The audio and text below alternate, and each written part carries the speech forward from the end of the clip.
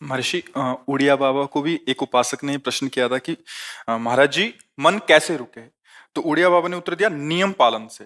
यदि हम नियम पर दृढ़ रहें तो मन हमारा क्या कर सकता है? नियम तो परमात्मा देखता है। हम लोग नियम पर दृढ़ नहीं रहते, इसी से हमारे देश की दुर्दशा है। संध्या वंदन तक का नियम जाता रहा है। भजन करने के लिए नियम की बड़ी आवश्यकता। हाँ, बड़े नियम की आवश्यकता है। तो जैसे प्रातः काल से सायंकाल तक की हर व्यक्ति की अपनी एक दिनचर्या होनी चाहिए। ऐसा नहीं कि आज हम 4 बजे उठे, कल 7 बजे उठे, पर फिर मन को आप कंट्रोल नहीं कर पाएंगे। मन के लिए एक दिनचर्या होनी चाहिए कि हमको 10 बजे सोना है, 4 बजे उठ जाना है।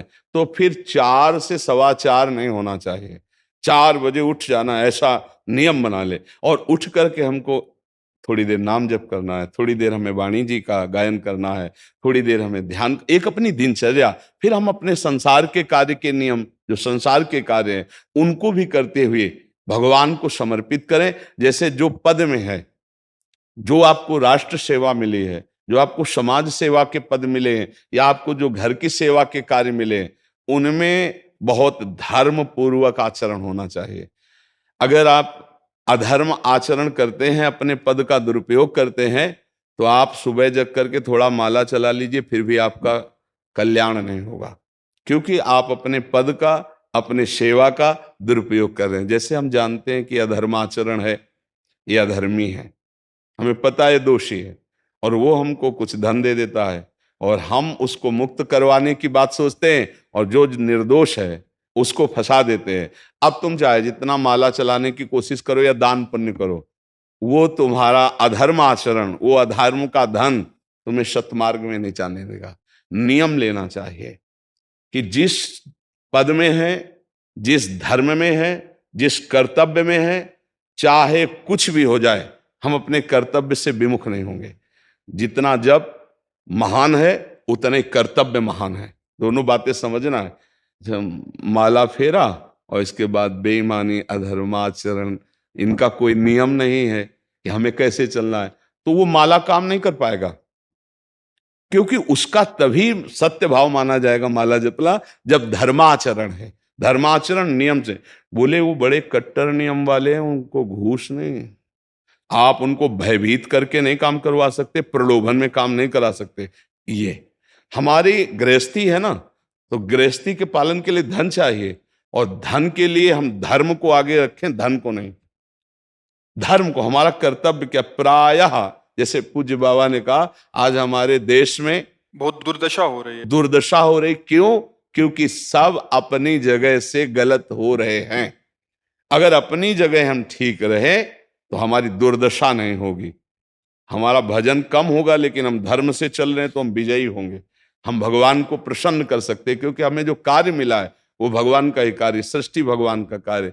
जैसे नए बच्चे कुछ वकालत पढ़ रहे थे, तो यहाँ के प्रश्न किया था कि हम जानते हैं कि वो दोषी नहीं है, हम जानते हैं कि वो दोषी है, पर दोषी हमें पैसा दे रहा है, तो हम वकालत पढ़ी इसीलिए, हम उसको जिताएंगे, तो ये क्या कोई पाप है? तो उनका खुला पाप है।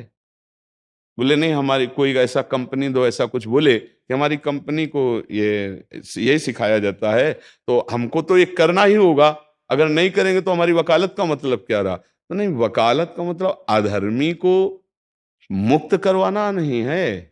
वकालत का मतलब अधर्मी के सबूत एकत्रित करके उसको दंड दिलवाना है, और धर्मात्मा को मुक्त करवाना है। अब इसके लिए आपके पास अर्थव्यवस्था अगर कमजोर भी है, तो धर्म व्यवस्था आपकी पूरी है। धर्म व्यवस्था ठीक है तो परिवार स्वस्थ रहेगा, सुखी रहेगा, भगवान आप पर प्रसन्न रहेंगे। अच्छा, फिर हमने तर्क रखा कि जैसे आपकी बहन के साथ कोई गलत व्यवहार करे, आपको पता है, और वो आपको 10 लाख रुपया घूस दे, तो क्या आप उसका पक्ष लेंगे? नहीं। तो फिर दूसरी बहन के साथ किया है। अब यहां विचार करना है ना, अपने भाई का अगर कत्ल किए हो, मुझे पता हो कि ये दोषी है, तो क्या हम पैसे से उसको मुक्त करने देंगे? लगेगा कि जान की बाजी लगा देंगे, और तुम्हें हम, ऐसे ही एक गरीब आदमी की किसी ने हत्या की है, तो आपका पक्ष बनता है। पर यह ज्ञान कहां मिलेगा?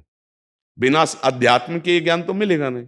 ज्ञान तो इस बात का मिला कि कैसे पैसा कमाया जाए।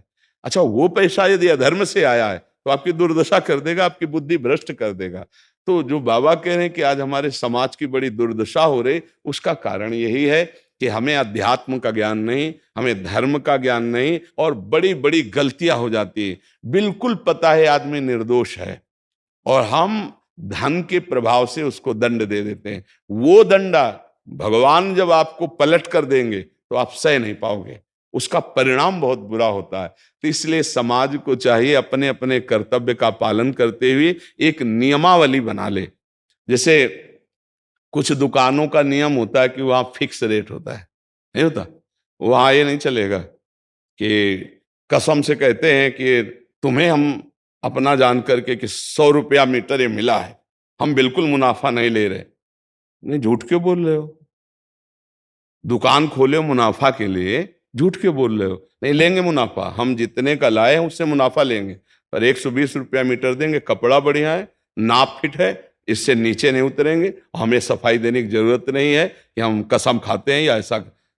हम जानते हो ये बिजली है, दुकान है, नौकर लगे हैं, तो इसका मुनाफा लेने के लिए दुकान खोलें, कोई दान करने के लिए तो नहीं। तो सबको पता है मुनाफा लेगा, लेकिन एक फिक्स दाम, उसे 10-20 रुपया का मुनाफा लेकर के हम उसको बेच रहे हैं। लेकिन झूठ क्यों बोले? बोले झूठ के बिना धंधा नहीं चलता। नहीं, ऐसा नहीं है। अब असत्य बोलोगे तो उससे जो आपको मुनाफा मिलेगा वो आपकी बुद्धि भ्रष्ट करेगा, और सत्य है कि मुनाफा के लिए है वही चीज, और आप एक फिक्स रेट में दे रहे हैं, बढ़िया है। अब अगर आप कोई मिलावट करके भोजन सामग्री दे रहे हैं, आपको पता है, तो जो खाने वाले के हृदय में बैठे हुए भगवान है वो तुम्हारे जीवन में मिलावट कर देंगे, तुम्हारा जीवन महान दुखमय हो जाएगा। ये कहां समझा जाता है? एक आदमी सिंथेटिक दूध बना रहा है, उससे कहो ये अपने बच्चे को पिला, नहीं पिलाएगा। फिर ये दूसरे का बच्चा जब पिएगा तो उसकी हालत क्या होगी? दूसरे शरीर में जाएगा तो हालत क्या होगी? वो केवल धन की बुद्धि रख रहा है। एक आदमी घी में केमिकल मिला रहा है, एक ऐसे अभक्ष पदार्थ मिला है, वो स्वयं नहीं खाएगा, लेकिन वो होटलों में भेजा जाएगा, हजारों लाखों लोग खाएंगे, बीमारी बढ़ेगी, उसको रुपया से मतलब है। ये चीज, ये दुर्दशा हर जगह धर्म का ज्ञान न होने के कारण फैल रही, नहीं फैल रही। एक मरीज बीमार है, असली दवाओं में पैसे ज्यादा है, नकली दवा लेकर के असली के दाम में बेच देना, उसको बिल्कुल फायदा ना होना। लेकिन परमात्मा देख रहा है, तुम जानते हो नकली दवा है, वो तो नहीं जानता बेचारा, ज्यादा पढ़े लिखे नहीं, किसान आदमी गांव का आया है, तुमने दे दिया और उसने पैसा दिया असली के। अब वो पैसा तुम्हारी बुद्धि भ्रष्ट करेगा, तुम्हारे परिवार में कलह पैदा करेगा और तुम्हारा पतन कर देगा। ऐसे हर डिपार्टमेंट में, हर विषय में यदि हम अपने धर्म से चले, अपने सत्य से चले और थोड़ा भी भजन होगा, वो आपको उत्तम गति प्रदान करेगा। पर ऐसा कहां समझ में आ रहा? अध्यात्म के बिना भला ऐसा समझ में आएगा? तो इसीलिए कह रहे हैं हमारे देश की दुर्दशा हो रही। पूर्वजों में पहले ये था कि हमारा धर्म नहीं जाना चाहिए चाहे प्राण चले जाएं, हमारा चरित्र नहीं जाना चाहिए चाहे सर्वस्व नष्ट हो जाए।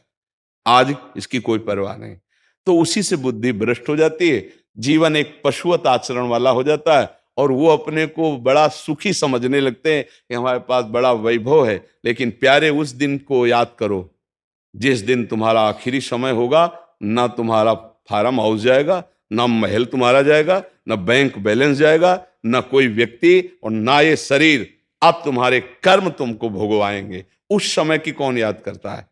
अगर उस समय की याद हो तो भय लग जाए कि नहीं नहीं, पाप नहीं करूंगा, क्योंकि जाना है यहां से। अच्छा, कब जाना कुछ पता नहीं, किसी भी समय ट्रांसफर हो सकता है इस शरीर से। तो हमें लगता है कि महापुरुषों के जो वचन हैं कि हमें एक नियम से जीवन जीना चाहिए, धर्म पूर्वक जीवन जीना चाहिए, अपने कर्तव्य का पालन करना चाहिए। जो हमारे लिए कर्तव्य, आज प्रायः धन प्रधान बुद्धि होने के कारण कर्तव्य स्वाहा हो रहा है। एक विद्यालय में विद्यार्थी के लिए जो गुरु पद में बैठा है, उसका क्या कर्तव्य है? वो अपने कर्तव्य को भूला हुआ है। भला छोटे छोटे विद्यार्थियों को, जिनकी नींव पूरे राष्ट्र सेवा में, समाज सेवा में ये बन सकते हैं, अगर उनको हम सही शिक्षा नहीं दी तो उनका पूरा जीवन बर्बाद हो जाएगा। अगर उनको हम गलत चरण, देखो कैसी कैसी घटनाएं होती हैं। बढ़िया कार है, फिल्मी गाना लगाए चल रहे हैं, और वो एक्सीडेंट हुआ, आग लग गई, बाहर निकल ही नहीं पाए, वो अंदर ही जल गए। क्या हुआ? ये करोड़ों रुपए की कार भूंज दिया तुमको अंदर ही बैठाल के, धू धू करके आग लग गई, अंदर जल। ऐसे जलना चाहते हो, या भगवान के आनंद में चिंतन करके शरीर छूटे हो, फिर दाह संस्कार हो ऐसे कि सब लोग भगवान के नाम का कीर्तन करते ही जा रहे, फिर आपका अंतिम संस्कार वहां जीवित जल गए? क्या हो सकता है? एक एक पल तुम्हारे कर्म का हिसाब होगा, एक एक सेकंड का। ऐसे कर्म करो कि हमारा अच्छा हिसाब हो, बुरा हिसाब। ये मत समझो कोई देख नहीं रहा, वो देख रहा है जिसको हिसाब करना है, वो देख रहा है। उसके लिए कोई वकील या किसी सबूत की जरूरत नहीं होती, वो सर्वांतर्यामी आपके अंदर बैठे ही देख रहा है। तो सदैव जैसे सत्संग सुन रहे हैं, तो अगर हाथ जोड़ के प्रार्थना है, थोड़ी भी बात मान लोगे तो आप सच्चे सुख के मार्ग में चलने लगोगे। नहीं तो भाई बहुत गंदी हवा चल रही है, माया की बहुत गंदगी ऐसी फैल रही। कलिकाल है ना कि ये बातें किसी को पसंद नहीं आती। वो बात बताओ कि हम कितना रुपया कमा ले, कैसे कितने भोग भोग ले, और वो अध्यात्म में नहीं है।